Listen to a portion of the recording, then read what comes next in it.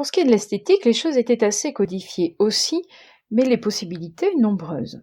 Les femmes étaient coiffées par leurs esclaves. Elles affectionnaient particulièrement le chignon, assez simple pendant la République et qui se trouvera de plus en plus élaboré sous l'Empire, avec les fameuses coiffures en nid d'abeille.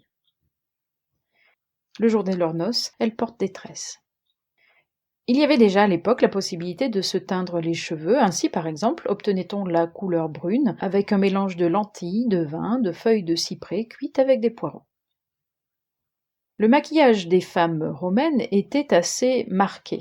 La citoyenne devait afficher un teint pâle pour indiquer qu'elle n'était pas une paysanne dont la peau était tannée par le soleil. Ce teint pâle était obtenu par du blanc de céruse. Mais il fallait tout de même avoir un peu de rose aux joues pour indiquer une bonne santé. On utilisait par exemple de la craie rouge. Les tempes pouvaient être bleuis avec une teinture colorée. Au niveau des yeux, les sourcils étaient noircis, soit avec des œufs de fourmi ou une aiguille noircie elle-même à la fumée.